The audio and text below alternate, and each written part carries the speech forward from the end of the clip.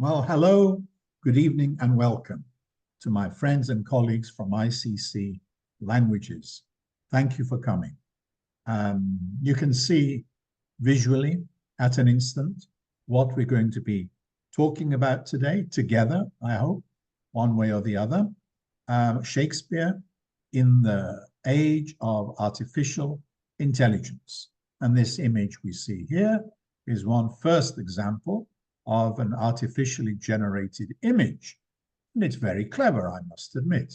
But we're going to be digging a little deeper into the connection between the natural intelligence of a great creative genius like William Shakespeare and the artificial intelligence, a product of the intelligence of computer scientists, and see where we stand vis-a-vis Shakespeare's work above all, but in connection with the world in which we live. It's not only the age of AI. Sadly, it is also the age of wars, which are raging, sadly, as I say, climate change, you name it. There are so many problems, an economic crisis, one after the other. So we're spoiled for choice. So what does Shakespeare have to tell us about all this? Well, let's first of all, before we go any further, go over to Shakespeare himself.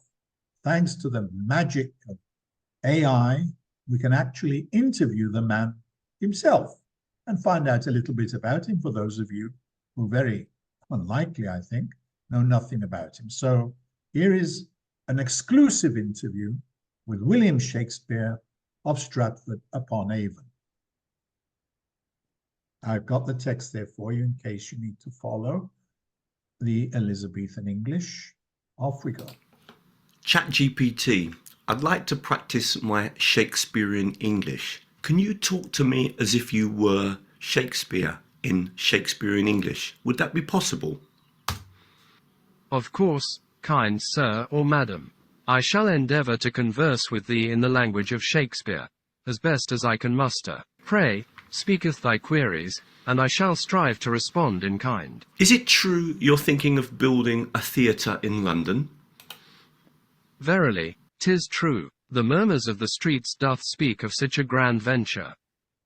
A theatre, a beacon of artistry, to be raised in the heart of London's bustling streets.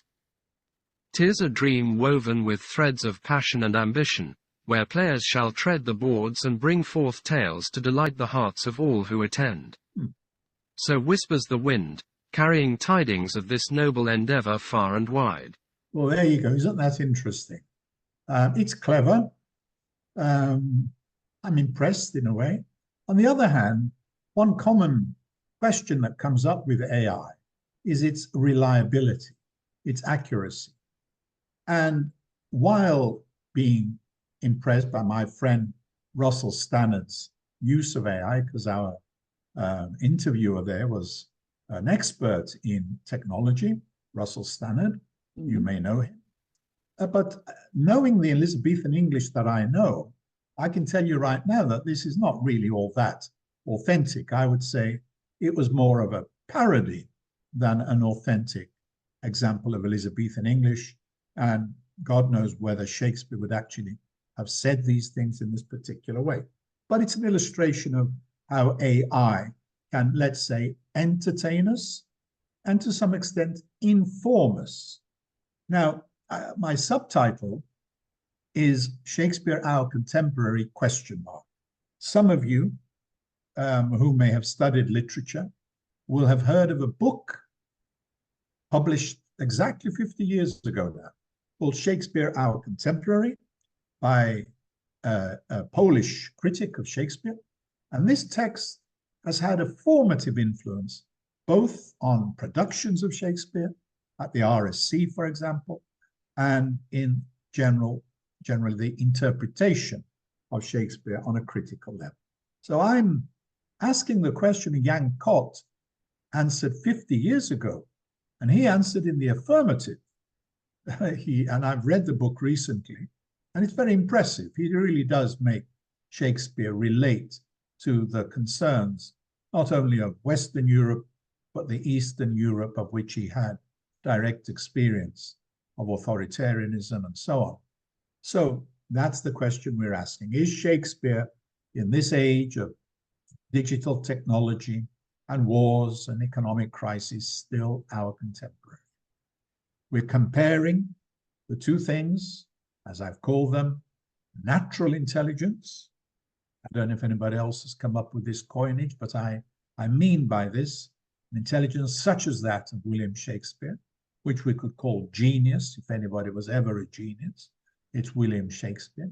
I may be biased, but I'm a Shakespeare freak, I confess. And we're comparing his, if you like, power to inform us, to educate us, to help us in our everyday lives with artificial intelligence, GPT, chat, whatever it's called, and all the rest of it. So let's see what we should bear in mind as we go on our journey. Think about these questions and the distinction, the difference between wisdom, knowledge, and information. We'll come back to this quotation after we've explored Shakespeare through the texts themselves, but we'll return to this quotation. Where is the wisdom we have lost in knowledge? Where is the knowledge we have lost in information? We have just been given an example of the kind of data that AI can generate. The question is, does this constitute knowledge? What indeed is knowledge? And above all, what is wisdom? How can we convert information, knowledge into wisdom? That is the overall macro question I'm asking in order to help me understand if Shakespeare is still relevant today. So let's get into the text. I'm going to ask you to think about one of your favorite speeches from Shakespeare. I'm sure you will have heard at least of To Be or Not to Be. It may be your favorite, it may be one you remember. If you can't think of a favorite speech, think of any speech from Romeo and Juliet, Henry V. There are 37 or 38, maybe even as many as 40 plays now attributed to Shakespeare. I'm going to show you my example of my favorite speech from the whole of Shakespeare's work in just 1 second. But I want to leave you time to interact at least cognitively on the level of thought, if not by using your chat box, with the topics I'm exploring. So are you thinking of a speech from Shakespeare? And are you thinking, is this still powerful, still relevant, still beautiful, or whatever criterion you evaluate Shakespeare with? Are you ready for my favorite speech? Can you guess which one it is? Well, it's this one from King Lear. For me, his greatest achievement, and therefore probably the greatest play ever written. But as I said, I'm biased. Don't pay any attention to it. I'm going to allow you to skim the text, scan the text while you listen, as there are little bits of vocabulary you may struggle with, but please don't worry. Let's look at the essence. What issues is King Lear, the play, Shakespeare raising in this speech from the play? Issues which may still be relevant today.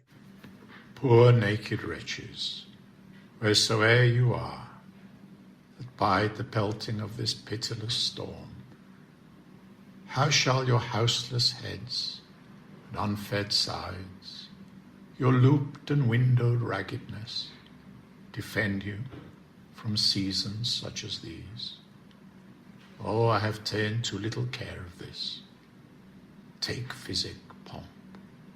Expose thyself to feel what wretches feel, that thou mayst shake the superflux to them, and show the heavens more just. Let the superfluous and lust-dieted man that slaves your ordinance, that will not see because he does not feel your power quickly. So distribution should undo excess, and each man have enough. Well, well, well, what do you think of that? I've helped you a little bit by highlighting some of the topics which I think are still relevant today. What strikes us immediately is the first word, poor. And poverty, sadly, we know, on a global level and local level, is still with us. And it brings suffering, and that's why it's important. Homelessness is still with us, and that too brings suffering. We go on a little bit further down. I've highlighted the important bits in red for you. Take physic pomp. If you don't know what this means, it means, I suppose, it's addressed to the rich and the powerful who enjoy luxury, and is telling them to take some medicine to become aware of their privileges. Take physic pomp. Cure yourself, if you like. So he obviously thinks power, pomp, and luxury, privilege, need to cure themselves of some ailments. We'll see what they are. The next line helps us. He's comparing the rich and powerful with the wretched of the earth. Expose thyself to feel what wretches feel, the wretched of the earth. So that's the first part of a speech which shows us there are issues from Elizabethan times or Jacobean times which are still with us today. In the last two lines of this first extract, we see a hint of a possible solution to the problem in the interesting word superflux. He was a great wordsmith, Shakespeare. Thou mayest shake the superflux to them. He's addressing the gods, the powers that be. And he's suggesting that the excess wealth could be somehow used to show the heavens, the order of things, if you like, the powers that be, to be more just, to be more fair. In the next part of the speech, I ask you, does Shakespeare propose any solution more explicitly? Have a look at the second part, which is actually spoken by Gloucester there. The first part was spoken by King Lear himself, there performed by the wonderful Ian McKellen on the left. On the right, I think we have Gloucester, an aristocrat, the Duke of Gloucester, who suffers a great deal in the play, but he learns a great deal too. And this is his speech. Let the superfluous and lust-dieted man that slaves your ordinance, that will not see because he does not feel your power quickly. And here is a possible solution suggested by Gloucester, not necessarily Shakespeare. This rich man, Gloucester, who's fallen on hard times, so distribution should undo excess, and each man have enough. Now that sounds very specific, and I would say quite radical too. The word distribution clearly refers to distribution of wealth, to undo the abuse of excessive wealth, so we can all live a fairly reasonable, dignified life, so each man have enough. So I don't know exactly what Shakespeare might have meant by this superficially very radical proposal, and very modern too, but we may get a better idea as we go along, whether he's some kind of radical ahead of his time, or perhaps merely feeling compassion for the poor and thinking of a philanthropical way of resolving these problems. We'll find out as we go along. But before that, I want us to stand back a bit and think about Shakespeare as a whole. Those of you who know Shakespeare, most people, I guess, will have some inkling of what he wrote about. And I want us to consider the topics that he was most interested in and how we're going to do this. I'm going to ask you to think of what is probably the most common noun or nouns in Shakespeare's plays. Because these common nouns, for you English teachers or language teachers, it's an interesting exercise, because I'm asking you to predict in frequency terms which nouns come up most frequently in Shakespeare. And why is this important? Because it will give us an indication of the topics he's preoccupied with. So you can think or use the chat box to suggest what you think is a noun. For example, I don't know, truth, love, war, whatever. You see what I mean? And then I'll show you what AI on the level of information told me when I asked it to give me the most common nouns in the whole of Shakespeare's work. Here we go. This is the word cloud that AI came up with. And you may have guessed some of these most common words in Shakespeare's plays. Love plays a big part, as you'll know from Romeo and Juliet, and not only Romeo and Juliet. It's a universal feeling, so it's not surprising, is it? More interesting, perhaps, is the frequency of words like the king and lord. They have something in common. They both belong to the aristocracy, and they are the people in power. And he was, I think we can infer, preoccupied with issues of kingship and the exercise of power in a just and fair manner. There are many, there's the word power, bottom left, by the way, I notice.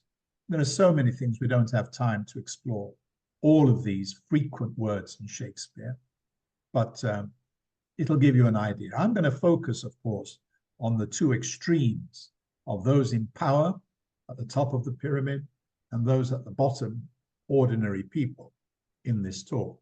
So looking at the people at the top, the royalty, the nobility, and the landed gentry, this is a historical, factual piece that I picked up from the internet. Thank you very much to Wikipedia. If you read it, it tells us just how much wealth the royal, the aristocratic class, let's call them, actually control. And I've left out the figure for you to guess.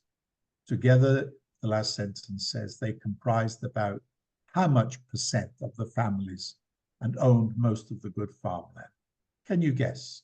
Think of a number from 1 to 100. It's actually quite surprising, well, thought-provoking, I think, that 2% of the landed aristocracy, including the monarch, controlled most of the good farmland. What about everybody else? What did they have? The commoners, the ordinary people.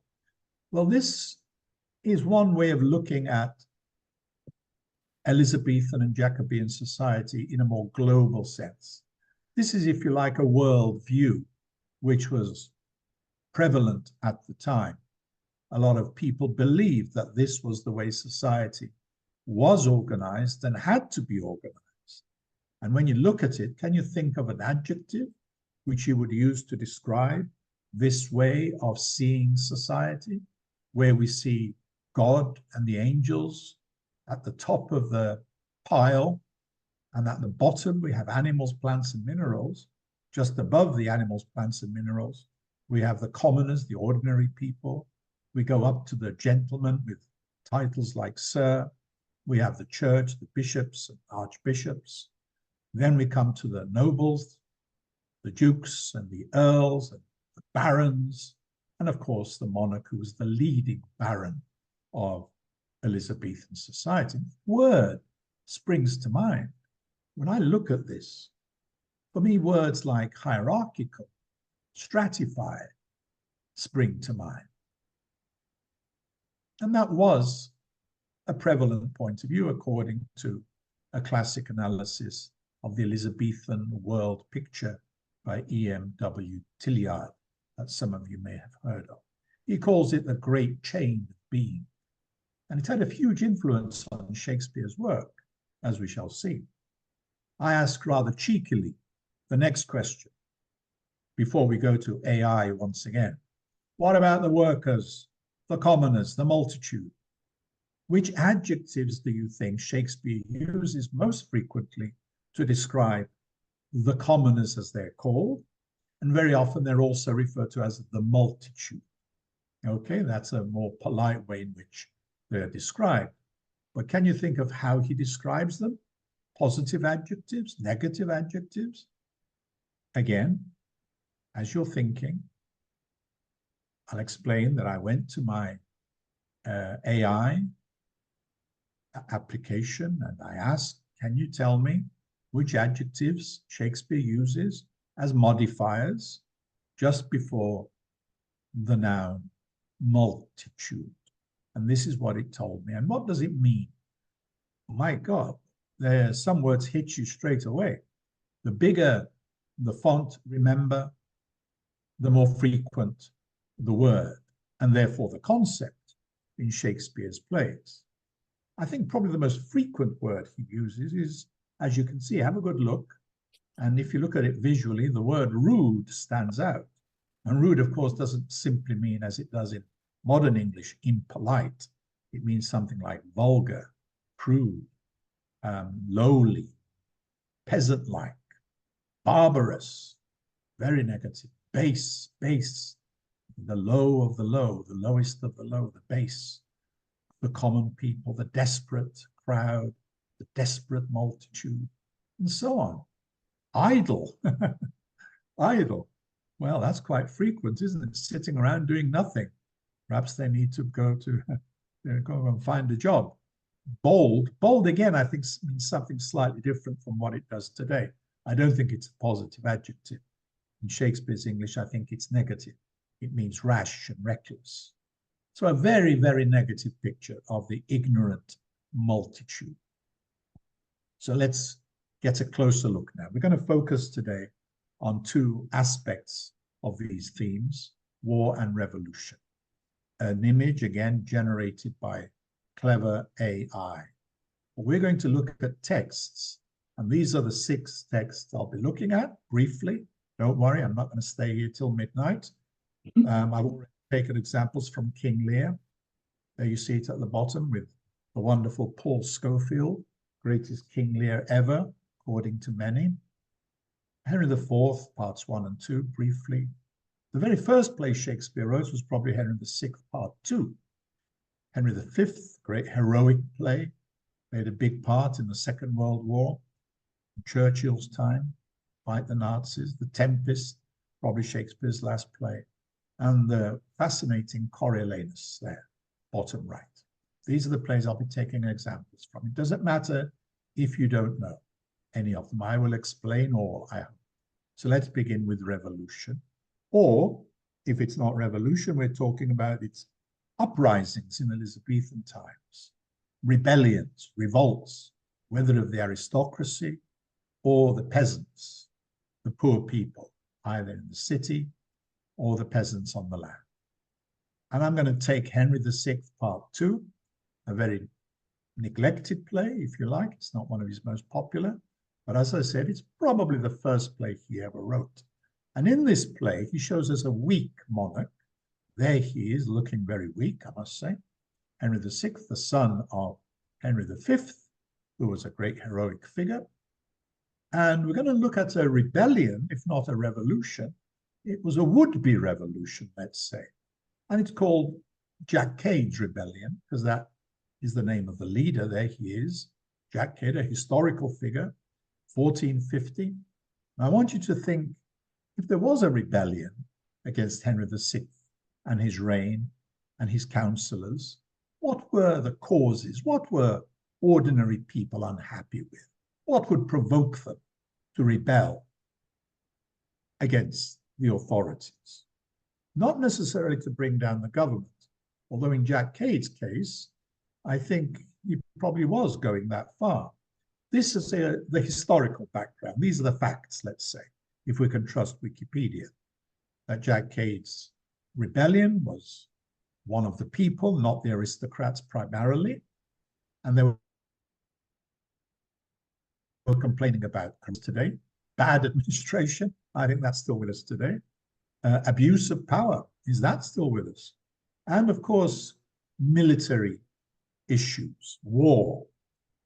We may or may not be, sadly or fortunately, involved in wars ourselves, but in our world, wars are raging, sadly. And in those times, there was an endless war with the French called the 100 Years' War. And the ordinary people protested against their constantly being used as cannon fodder for these wars. And as if their poverty wasn't enough. That's the historical side. Now let's look at what Shakespeare says about this rebellion. But before I show you what he says, in other words, I'm going to show you the manifesto of the leaders of this rebellion, Jack Cade's rebellion. But I want you to think of your own political manifesto. There are general elections coming up in the UK. For those of you who are in the UK, imagine you were standing for Parliament. What would you put in your political manifesto to persuade the people, the multitude, to vote for you? Think of one thing. You can write it if you like, or just think it.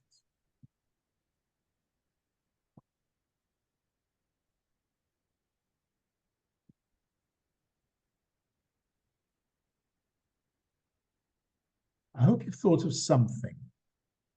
Doesn't matter, don't worry if you haven't. But this is how Shakespeare presents Jack Cade and his rebels' aims in 1450. In the play, this is according to Shakespeare, not necessarily historical fact. I've summed up all the grievances and aims of the rebels in the first group, which will interest you as educators. Jack Cade and his rebels will close the grammar schools, ban the teaching of grammar. Some of you may agree with this even today. They will make literacy, reading and writing, a criminal offense. Why? And they will establish English as the only language to be spoken in England, not Latin, not French, or whatever. Think about whether you agree or disagree with any of this. The green themes are to do with food and drink. You may agree that cheap bread is a good idea. If you were a peasant, you certainly would think it was a good idea. And if you wanted to have a good life, lots of good beer and free wine. Sounds like a nice idea, doesn't it? This is what the rebels, according to Shakespeare, promised to do if their revolution was successful. They would kill all the lawyers. This is the judicial policy of the rebels. Kill all the lawyers, scrap the courts, scrap the Inns of Court. No more justice, institutions of justice. And a rag bag of things at the bottom, no money, and everybody will wear the same uniform. Very interesting concept, which even today we may see in recent history, not only in the context of education, but perhaps in some countries where everybody wore the same uniform or similar. And finally, all things shall be in common. Again, this rather radical concept, way ahead of Shakespeare's own time, but it existed centuries before Shakespeare and centuries after Shakespeare, that all things should be in common. On the left, you see a production by the Royal Shakespeare Company with Michael Pennington as the rebel, Jack Cade. But you see, he's dressed up as a member of the British National Front, which is an extremely right-wing party, or was some time ago. So they were making a point about the populism of this particular manifesto. But it's one point of view. And we want to be critical as we read the text that Shakespeare puts into the mouth of the rebels and ask ourselves, is the dialogue he's giving us realistic, or is it satirical, humorous? Do you think he's in favor or against the rebels? And how do we know? So let's go a little bit closer into the actual text and do a little bit of practical criticism, discourse analysis, as we call it in applied linguistics. And I'll give you an example of a short speech by Jack Cade, the leader of the rebellion. There he is, in the middle there in the picture. And Dick the Butcher, which I think is standing on the right of Jack Cade in the picture. And they're talking about abolishing money, everybody wearing the same clothes, as we said, and the brotherhood of man. We agree like brothers, and worship me, their Lord. Now, I put that in blue because I think the red parts are what he presents as the rebels' aims, and the blue bits are the way he deflates the rebels, Shakespeare or whoever. He debunks and ridicules almost their aims. And we'll see this again and again. Dick the Butcher, you see him there, ready with his chopper there. The first thing we'll do is kill all the lawyers. That's funny in a way, but it's macabre funny. Some of you may think it's a good idea to get rid of the lawyers, but killing them all? The bread and the beer, we agree, not a bad idea. And some of you may think things should be in common. There shouldn't be such a stratified, class-ridden society. But then Shakespeare spoils it all, if you like, when he gets paid to proclaim himself king. When I am king, as king I will be. Nobody's going to have a choice in this matter, you see. Quite authoritarian, quite Stalinist, I would say. God save your majesty. So they're making fun of the future leader who's going to make himself a monarch in place of the monarch that they're going to get rid of, Henry VI. And he does it again and again, literally, as I call it, taking the piss, if you pardon the expression, because here Jack Cade promises to convert the pissing conduits of the city into channels for wine, claret wine, for free, of course, at a cheap price. And anybody who does not acknowledge the aristocratic nature of Jack Cade, Lord Mortimer, he calls himself, will be considered treacherous and, of course, will be hung, drawn, and quartered. So you see the way Shakespeare is satirizing these aims of the rebels. Here, he doesn't satirize so much. It's the attack on the judicial system and literacy at the same time, because what the point they're making here, if you have a look, is that the poor men were faced with accusations, matters that they were not able to answer. Why were they not able to answer the crimes they had allegedly committed? And they were put into prison or even hanged. And the reason was they could not read. Most people in Britain, in England at the time, were illiterate. And here the rebels are making the point that the law is loaded against them because they cannot read. And this is a historical fact in a way. Because if you were literate, you demonstrated you were literate. If you could quote the Bible, you got a more lenient punishment. So that's an interesting point. We can laugh at closing the grammar schools. I don't think they mean to open comprehensive schools, but they're against education, again, for a similar reason, because they feel those who did get an education got more privileges and better treatment than they themselves. And it's very funny to read that somebody's going to be punished because he has men about him that usually talk of nouns and verbs. Now, we in ICC and language teaching generally would be at the receiving end of this revolution, because we have in our careers talked a lot about nouns and verbs and subjunctives and so on and so forth. So these are the aims of the revolution: attacking literacy.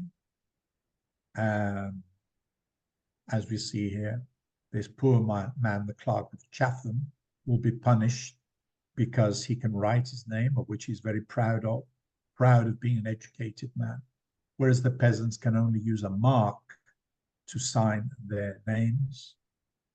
It's like Shakespeare's children, in fact, and his family, from what we know. They could only sign with a mark. And you see the punishment for the Clerk of Chatham is to be hanged with his pen about his neck because he's a traitor, because of his literacy, his being an educated man. So we ask ourselves, is Shakespeare taking this revolution seriously? Is he with or against these rebels? I think it's clear he's making fun of them. Away with him, he speaks Latin. It's almost a comedy, isn't it? This poor old Lord Say, who was actually executed by the rebels, dares to use a bit of Latin, bona terra mala gens, when he's asked to talk about the county of Kent, and he is sent to be executed. But there's an interesting response here by Jack Cade when another gentleman, Sir Humphrey Stafford, calls him a villain, and that his father was a mere plasterer. Why does he say this? Well, it's a kind of insult, isn't it? Your dad was just a plasterer. I'm a gentleman. And notice, though, that Jack Cade's response was, well, Adam was a gardener. Therefore, what? What does that mean? Can you think? Why does he respond with Adam was a gardener? If his father was a plasterer and he an ordinary peasant. And we are reminded that they are fighting for their liberty, and that if the revolution prevails, they'll get rid of the aristocracy. No more lords and gentlemen. But anyway, this is a quotation, an allusion, Adam was a gardener, to the principle of being born equal, which almost a century before, during the Peasants' Revolt in 1381, the great intellectual leader, if you like, of the Peasants' Revolt was John Ball. And Wat Tyler's rebellion, there's the famous Wat Tyler. He was the leader of the rebels. And this is a famous quotation, which I think Shakespeare is alluding to, and is often quoted even today. It's on the point of the principle of equality. When we're born, we are born equal. When Adam delved or dug and Eve span, who was then the gentleman? From the beginning, all men by nature were created alike. You see, it's almost like Rousseau, isn't it? Jean-Jacques Rousseau in the 19th century, was it earlier, a bit earlier. And now bondage or servitude came in by the unjust oppression of naughty men. Naughty here means evil men.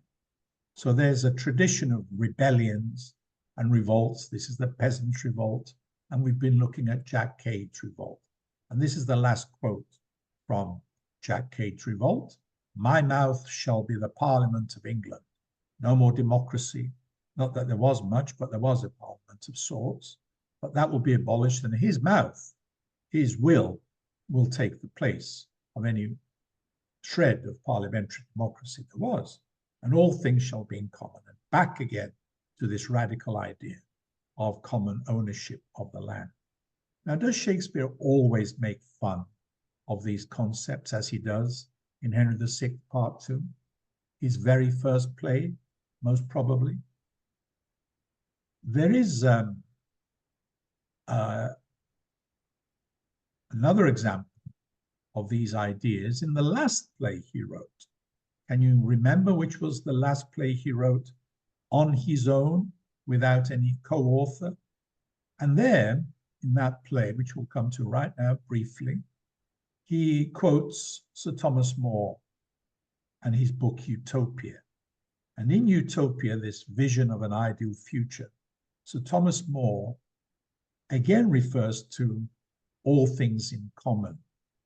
And in The Tempest, which is Shakespeare's last play, some of you will have guessed, again, the good man and the aristocrat Gonzalo is a good man. He's not a peasant. He's not a bad man.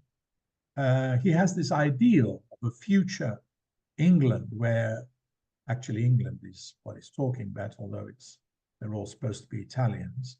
Riches, poverty, use of service, none. Hierarchical society will be abolished, and all things shall be in common. No more crime, and the land, nature will feed everybody to a satisfactory level. That's the vision of the future that Shakespeare again comes back to in what we believe was his last play. So it's obviously an idea that was a current. It was around in those times, before Shakespeare, during Elizabethan times, and of course after Elizabethan times with the diggers and the levelers, ranters during the Puritan Revolution. So, time to change topic. We're going to go on now to another play in which Shakespeare takes these issues with complete seriousness. And I want you to guess which play we're going to talk about in a humorous way. We mustn't be too serious. This is a quotation from a famous musical called Kiss Me, Kate, which is based on Shakespeare's Taming of the Shrew. And the missing word is the title of a Shakespeare play, which we're now going to turn to. And the title rhymes with the word heinous. If he says your behavior is heinous, kick him right in the, can you guess which word is missing? Famous military hero of Shakespeare's play called Coriolanus. And this play is a late play by Shakespeare. It's nominally set in Rome, but it's really about Elizabethan or Jacobean England. And what we see there are mass protests and rebellion, again by the ordinary people. And the main conflict is between the people who take to the streets to ask for bread and cheap corn, or corn they can afford, and the aristocrat Coriolanus, or Caius Marcius as he's also called, who has nothing but contempt for the people and their demands. Go get you home, you fragments. For them, the people, Coriolanus is their chief enemy, because he refuses to relieve their poverty and starvation. And this is the historical background that Shakespeare drew on, we believe. There were uprisings in England at the time, 1607, again about food, about corn, and the hoarding of grain, which resulted in starvation for a lot of poor people. And others were profiteering, while some were starving. So that's the historical background.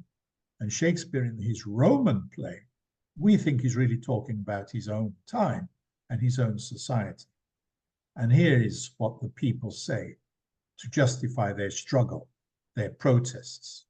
They have a choice, either to fight and die if necessary, or to die of starvation, to famish. And in this play, Shakespeare does not make much fun of the people. He actually puts in their mouths, in the mouth of the first citizen, the leader, a lot of serious and coherent arguments. And they argue, as we saw in King Lear, that the excess of food, the excess of wealth, the surfeit or superfluity, as it's called here, if it was shared out a little bit more generously, would be enough for all of them to survive and live a fairly comfortable life. What authority surfeits on would relieve us if they would yield us but the superfluity. That is indeed an echo of the speech we saw from King Lear at the beginning. But profiteering is one obstacle to this policy of being fair to the poor. They think we are too dear, Shakespeare gets them to say. And indeed, we are told that their suffering means profit for others, gain. Our misery is a gain to them, the aristocracy, basically, the patricians of Rome or Elizabethan England. Let us revenge this with our pikes. Then we get a wonderful pun. Ere we become rakes, rakes very thin through starvation. And Shakespeare kind of justifies it because he says they're doing this in a hunger for bread, not because they want to overturn the establishment or take revenge on anyone. So I think this is a very different point of view from the one we saw in Henry VI, Part 2, the beginning of his career. And he shows us the multitude here. They have their heads screwed on. They make a good case for themselves. And even the legal arguments are incredibly coherent. They argue, you see, that there are edicts, acts, statutes, different kinds of laws, which favor the rich and are against the interests of the poor. You see, they complained that the storehouses are full with grain, crammed with grain. So there is plenty of grain, but the government makes laws for usury. You know what usury is? Money lending at exorbitant rates of interest. And this, of course, led to suffering. They make laws or acts which favor the rich, and they don't abolish those laws, it tells us here. Any wholesome act established against the rich is repealed, so the rich have their privileges. Statutes, another kind of law, are made to chain up and restrain the poor. See, Shakespeare can be very eloquent in his defense of the peasants, as he is of the aristocracy too, as we shall see. And of course, we come back to the wars. Even if they had enough food, as we saw, the endless wars, either with France or between the barons themselves, the squabbles between the aristocrats for the succession and for land were never ending. And of course, the people were the cannon fodder for this, as we shall see, Shakespeare telling us. And here we see Coriolanus, Caius Marcius, the same guy, asking, what are they complaining about? What's their seeking? And his mate, Menenius, another patrician, says they want corn at their own rates. The city is well stored. You see, they recognize the arguments, but why don't they take action to resolve the crisis? Why does Coriolanus, this military hero, let's call him, refuse to give the people corn? Well, the reason is very simple. He consciously hoards the grain in the market to supply the military, because his priority is the war against Rome's enemies. And this, of course, compounds the shortage of corn for the poor. So the hoarding of grain, which, by the way, if you didn't know, William Shakespeare of Stratford was also accused of being guilty of. You see here, have a look at this headline. So it's an interesting historical detail that Shakespeare of Stratford, if he was indeed the author, was accused of tax evasion and hoarding grain, research says. But that's just by the way. It's an interesting insight into the man behind the plays, if he was indeed the man behind the plays. And to sum up, this is what the conflict is all about. On the one hand, the demand for corn, and on the other, the patricians seeing the crowd, the peasants, the commoners as a many-headed multitude, almost like a monster with no name, a many-headed monster or multitude. And you know how the play develops, some of you, and ends. Coriolanus, the patrician, the great military hero, is exiled from Rome, but he turns against Rome. He leaves Rome, banished by the people, but he leaves with these words, "You common cry of curs, whose breath I hate, I banish you, despising for you the city of Rome, that is, thus I turn my back, there is a world elsewhere." Famous lines. And the world, of course, that he's going to is the world of Rome's enemies. He joins forces with Aufidius to fight Rome. In the end, he changes his mind because of his mother's influence, but they kill him anyway, the enemies of Rome. So he makes a bit of a mess of his position, poor old Coriolanus. But he calls the people, notice, fragments and curs. And this, what does this mean? Why call them fragments? What kind of creature can you refer to as a fragment? If you know the word cur, if you don't know it, it's like a dog, let's say. And what does this tell us about how Coriolanus and the patricians, to some extent, perceive the people of England or Rome, if we take the play, its setting in Rome?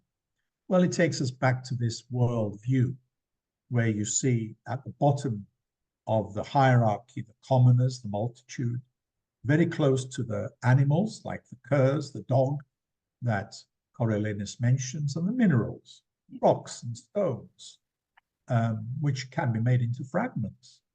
You don't normally talk about people as fragments. So there's a huge contempt for the ordinary people on the part of Coriolanus. But Shakespeare doesn't really take sides. I think he presents both points of view, and this is one of his great gifts, very plausibly and dramatically. So we're not just given one point of view. War came up again and again as one of the complaints of the ordinary people, and we have to look at war a little bit closer. Sadly, war is still with us. And there were many, many wars in Shakespeare's time. I'm going to go to AI again and ask it a simple question. Can you predict which adjectives Shakespeare uses about war? Alternatively, can you tell me your adjective for describing war? This will give us an idea of Shakespeare's attitude towards these endless wars that people were involved in, sacrificed to. The most common adjectives describing war. There you go. The word cloud gives us bloody and civil, as in civil war, perhaps the very worst kind of war, where brother fights brother, father fights son, and Shakespeare shows us this in the Henry VI plays. Father who killed his son, a son who killed his father. So it's not a very pretty picture, as we would predict from a great humanist such as William Shakespeare. But there are some contradictory tendencies which are revealed in some of the adjectives. I notice the words noble and brave, which you would expect, I suppose. But if we broaden the context and ask the same question, to ask the AI to give us on either side of the keyword war, the most common words, let's say 3 words on one side, 3 words on the other side of the key word, we get a more positive picture, as well as the negative one. We have brave now, brave, noble, valiant, I notice. Again, the word bold, invincible, victorious. So it seems to be a contradictory picture. And Shakespeare is famous for presenting many different points of view. It's what makes him such a great writer, a great dramatist. He doesn't give us black and white pictures. He makes us think critically. So take this on board, these contradictory concepts, these adjectives, when we look at Henry V and how the ordinary people are at the receiving end of these campaigns that then and now are engaged in by armies, and looking at the slaughter of what I call the innocents, because they matter, ordinary people. But let's look at the people in power first of all, the people who initiate and conduct the wars. This is Henry IV on the left, played by Jeremy Irons, you may recognize, from Henry IV Part 1 or Part 2, I can't remember which. On the right is his son, Prince Hal, who's going to be the future king, Henry V. And before he dies, Henry IV tells his son some advice about how to be a good king, particularly concerning the issue of war. Can you put yourself in the position of King Henry IV and guess what advice he's giving his son about war? What advice would you give? I'm sure you wouldn't give any advice. I'm sure you would wish there were no wars. But they were very, very common in those days. The 100 Years' War, the Wars of the Roses, wars against Spain, and so on. This is what he says to his son, Prince Hal, Henry IV. Use war, he says, beat thy course, thy policy, to busy giddy minds. Look at that wonderful expression, pregnant with meaning. Busy giddy minds with foreign quarrels. What does that mean? Well, you can guess. It means distracting the populace by initiating wars abroad, so they don't focus on rebelling against you. They don't focus on their domestic issues. They will rally around you if you're fighting the Spanish or the French or the Dutch or whoever. So that's the advice he gives. Pretty cynical, I would say. And I'm asking you now, is this policy still relevant today? Do we find Henry's advice applied by politicians around the globe in our own time, in the 20th and 21st century? I was spoilt for choice here. This is a random example of politicians who have been involved in war, one way or the other. And are they taking Henry's advice to use war to distract from their domestic problems, to some extent at least?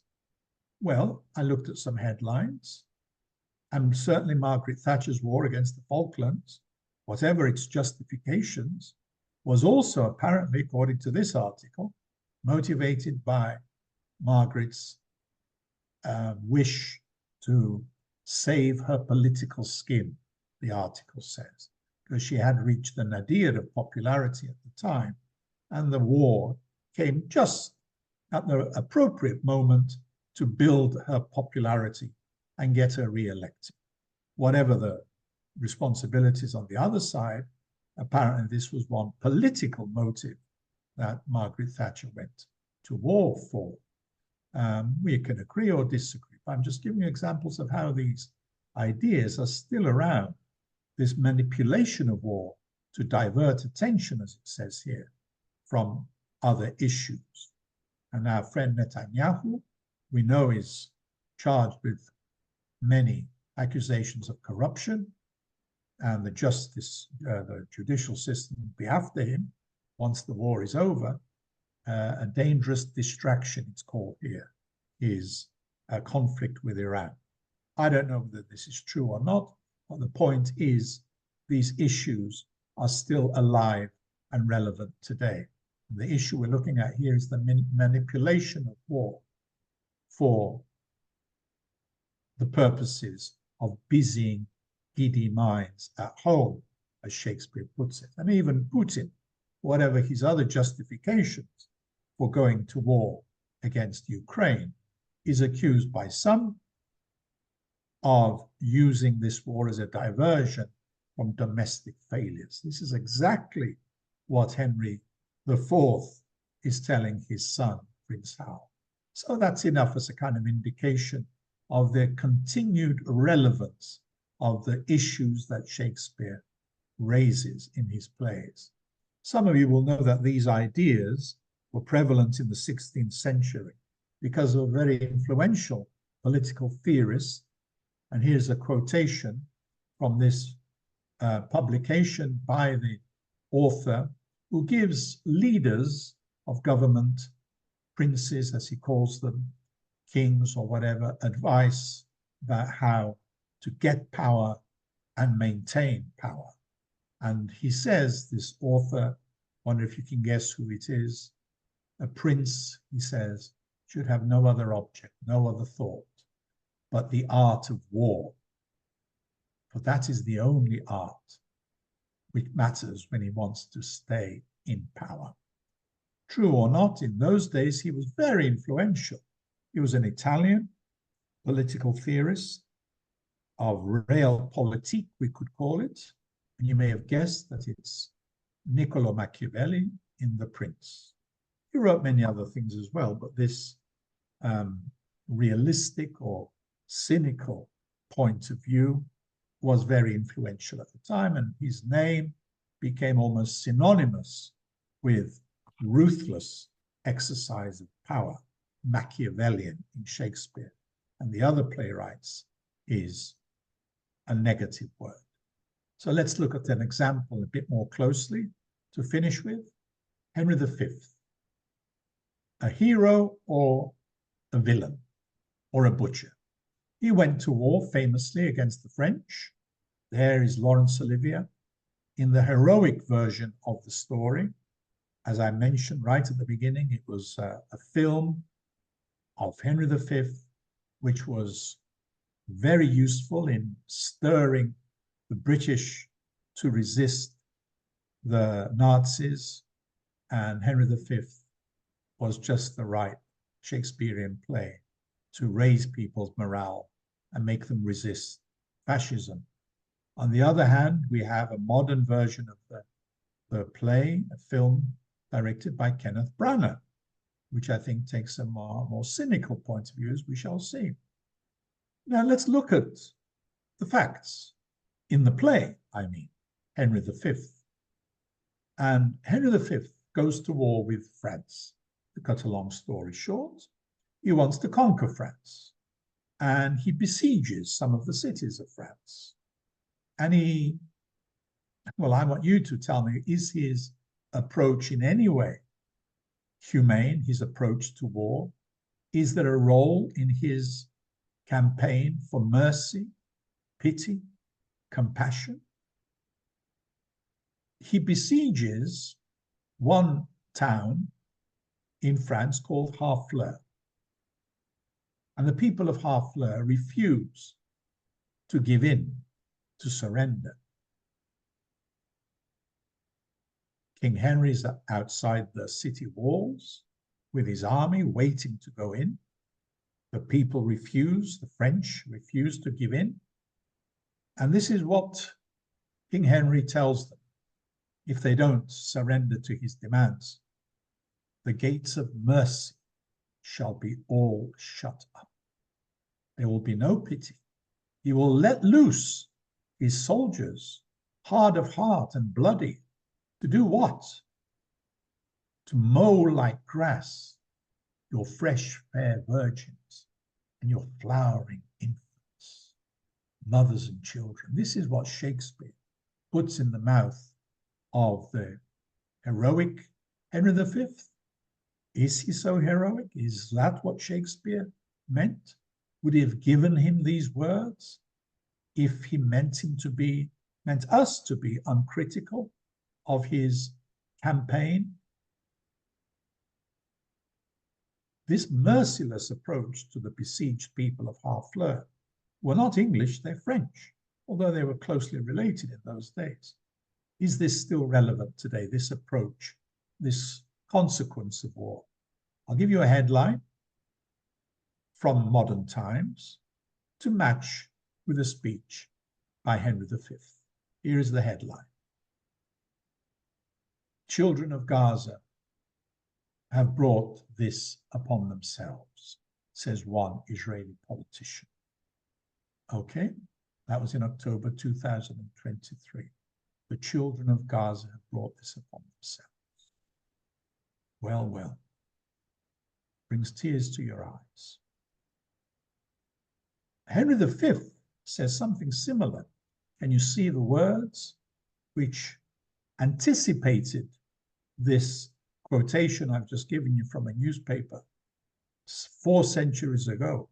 What is to me when you yourselves are cause, says King Henry to the besieged people of Harfleur, if your pure maidens fall into the hand of hot and forcing violation.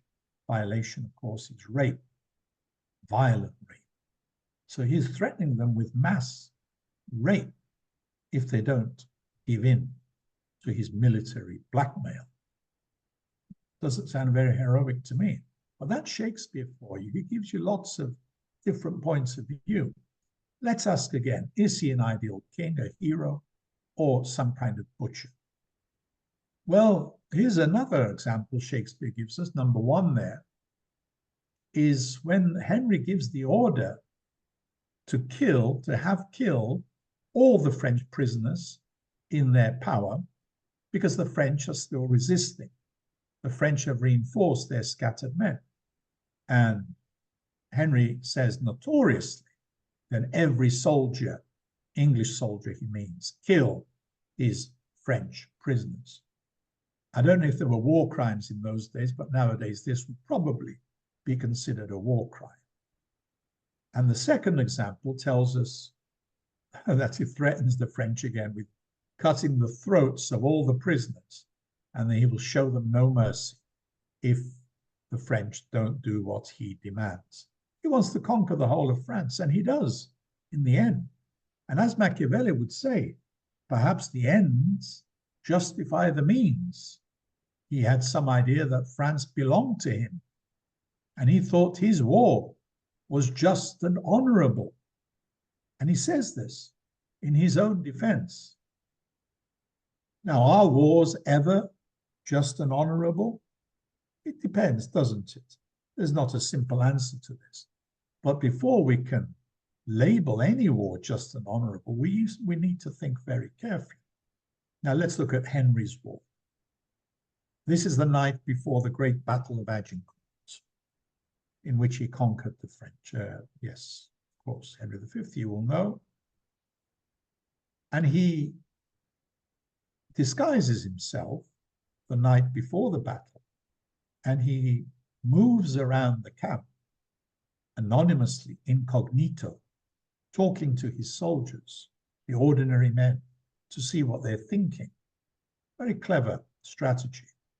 And one man says, I would he were here alone, and many a poor man's lives saved. The he, a pronoun there, this is what Halliday would call anaphoric reference. Who is he? He comes up again in the second sentence, his cause being just and his quarrel honorable. Who is he's referring to? Anaphoric reference.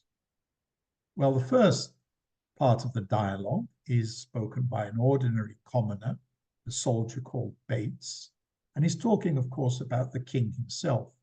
And he doesn't know he's talking to the king because the king, there he is, supposedly is disguised. And the king, in disguise, defends the war and the likelihood of mass deaths in terms of the war being just and honorable. Well, you need to read the play carefully to see if that's what Shakespeare believes, that the war is just and honorable. But Bates, the ordinary soldier who has a name in this case, says, well, if his cause be wrong, it's going to be a crime, but we won't be responsible as soldiers because we're just obeying orders. And we've heard that many times throughout history. I was just obeying orders. But he's right in a way. They can't argue with the king when he says fight. And they do fight.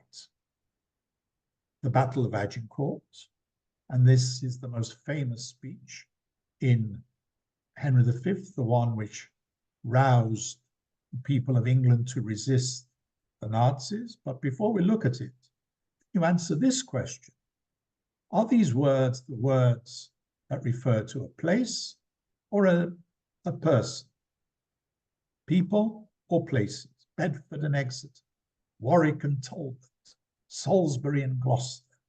What is this? Names of people or places? What do you think? In the famous speech before Agincourt, Crispin's day, King Henry is referring to these distinguished aristocrats, Bedford and Exeter, Warwick and Salisbury and Gloucester. Talbot is another aristocrat. And they have names, you see. And these names will be famous in future.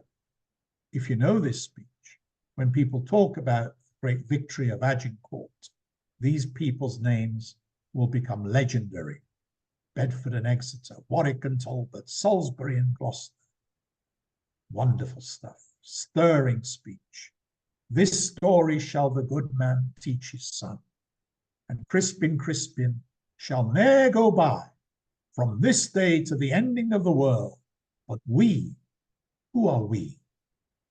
In it shall be remembered. Is we anaphoric reference again? Is it the people as a whole, the soldiers or the aristocrats? He calls them we few, we happy few, we band of brothers. Well, perhaps the whole army of Henry was a small army. Therefore, the few this famous phrase, this band of brothers, means the army as a whole. Indeed, when we look at the whole speech, we notice how Henry V includes both rich and poor, aristocrats and commoners. And in a stroke, he abolishes class distinctions. One word tells us that he will do away with the distinction between the poor, the downtrodden, and the rich and powerful. And the key verb here is this wonderful creation, gentle. This day shall gentle his condition. Let's look at the context.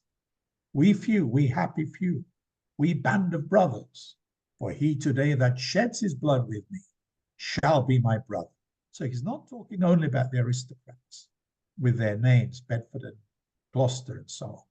Be he ne'er so vile, vile means humble, a villager, a poor man, this day shall make them gentlemen, shall gentle his condition. It's a wonderful pun and a wonderful creation from an adjective into a verb. So that's the promise. You may die tomorrow at Agincourt, but your reward will be, you will be nominally considered to be equal to the aristocrats who give their lives in the same battle.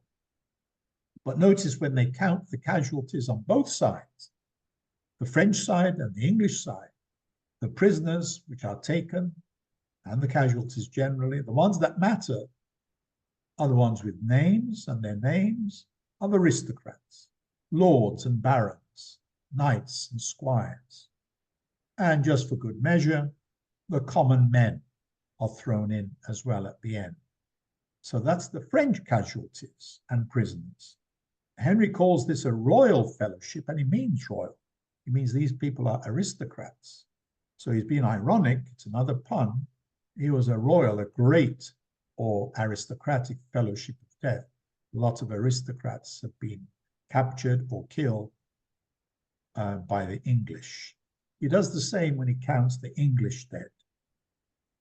The ones that count have a name: the Duke of York, Suffolk, Sir Richard this, Dave Gam, a squire, he's a gentleman, none else of name.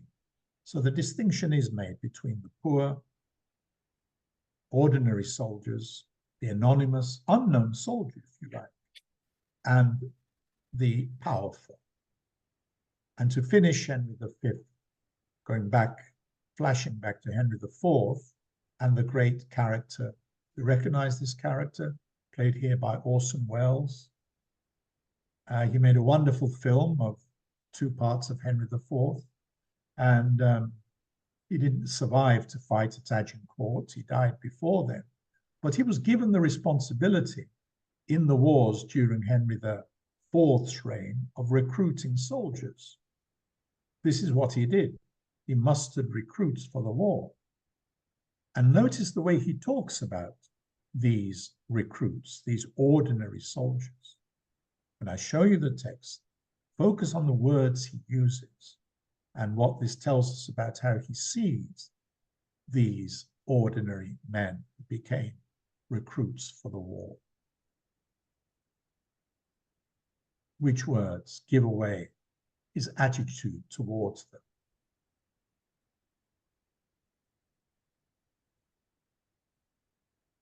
First of all, he tells us he has made money, 300 and odd pounds. Such a commodity of slaves.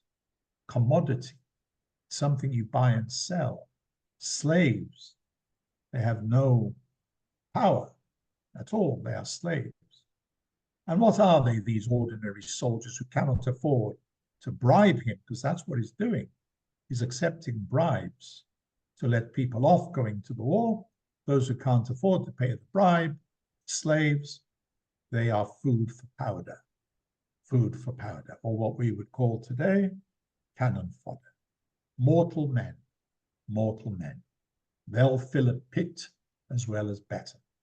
They are cannon fodder. They will die because they are poor. They can't not go to the war. The play ends in two ways. One is in a comedic way, kind of harmony, if you like. When Henry has conquered the whole of France, he then goes on to conquer the Princess of France, Catherine. And there he is, Kenneth Branagh and Princess Catherine. And he's telling her, marry me. I am not the enemy of France anymore because I've conquered the whole of France. And I won't part with a village of it. I will have it all mine. So quite a conquest. It didn't last long, actually, his conquest. He did conquer France. But I'm afraid with Henry VI, everything fell apart. And the English lost France soon after. I will have it all mine. And he does take the beautiful Princess Catherine as his wife. But that's not the only ending. And this is my ending. And it's from Henry V. And it's what I call a hymn to peace, spoken by the Duke of Burgundy to the kings of France and England. And he's appealing for peace. And I'll just shut up and let you listen to this wonderful hymn to peace spoken by the Duke of Burgundy.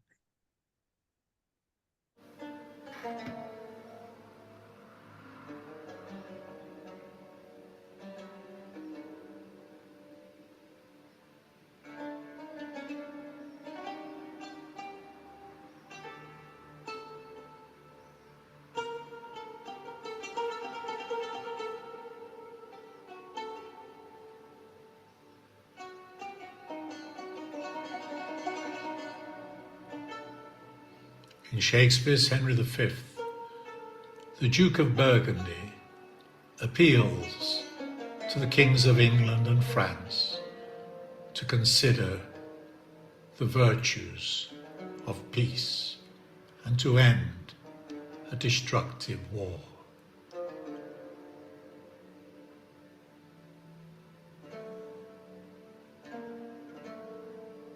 I demand, before this royal view, what rub or what impediment there is, why that the naked, poor, and mangled peace, dear nurse of arts, plenties, and joyful births, should not in this best garden of the world, our fertile France, put up her lovely visage. Alas, she hath from France too long been chased, and all her husbandry doth lie on heaps, corrupting in its own fertility. And as our vineyards, fallows, meads, and hedges, defective in their natures, grow to wildness, even so our houses and ourselves and children have lost, or do not learn for want of time, the sciences that should become our country, but grow like savages, as soldiers will, that nothing do but meditate on blood. The finest in the whole of Shakespeare. And as I say, it's like the Ode to Joy in Beethoven's Ninth Symphony. The virtues of peace. I don't need to persuade you, I think, of the virtues of peace. It is difficult to achieve, it seems, however absurd.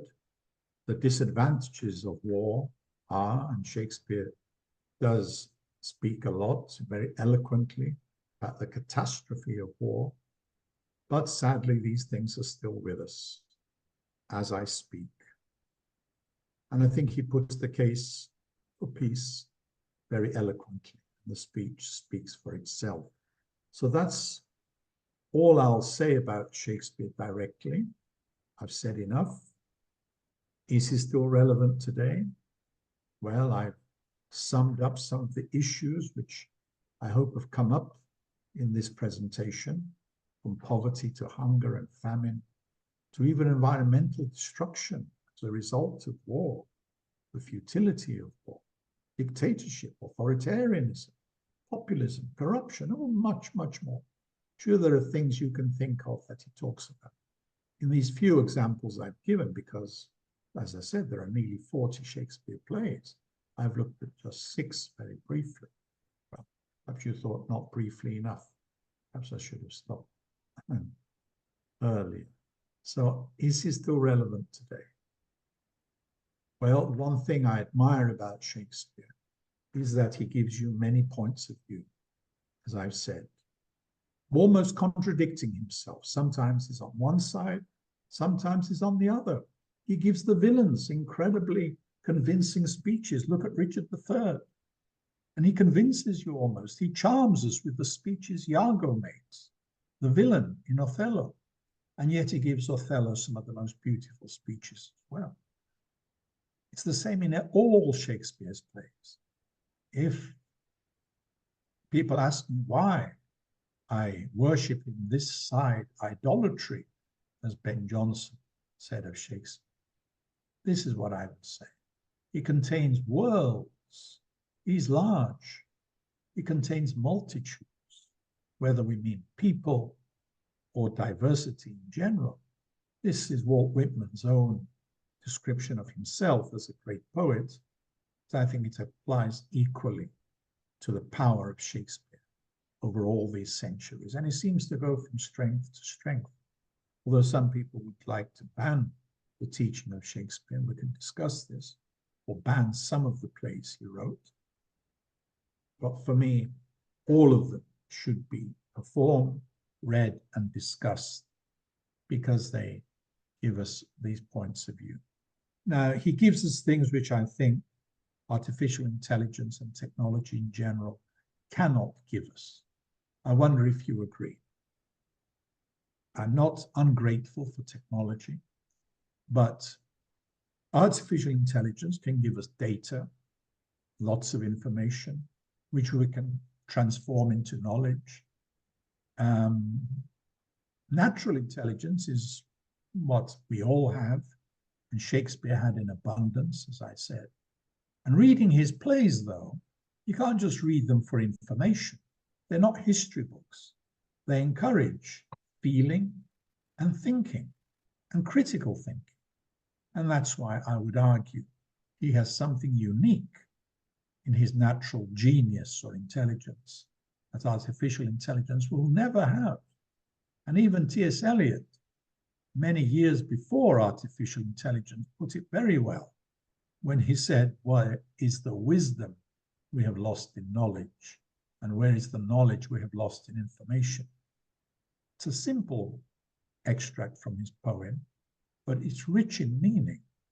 Information is one thing. We can get lots of it, infinite amounts from the internet and from AI. It only becomes knowledge when we know how to interpret the data, as I tried to interpret with you the nouns and the adjectives that the computer threw up from Shakespeare's work. That's when it becomes knowledge, when we can see its significance. All this information and knowledge only becomes wisdom if we can do what Shakespeare teaches us to do, to be human beings, to be full human beings with compassion, understanding, empathy, and other virtues which may involve more violent kind of behavior, as in the case of fighting Nazi Germany. But this is to do with wisdom, the profundity of our humanity when it's fully alive and fully active to what is good and bad, right and wrong, valuable and invaluable, not valuable, and so on. So to Henry V's somewhat elitist, we few, we happy few, I would reply, as this poet here on the right replied, ye are many, they are few. Now, can you spot the poet on the right? He's often quoted today.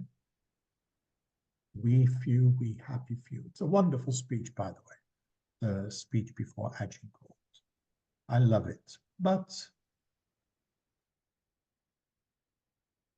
this quotation adds something which this speech before the Battle of Agincourt does not contain: the potential for a more peaceful life, a more just life, more just society, for people to share in the abundance that is there for the benefit of all.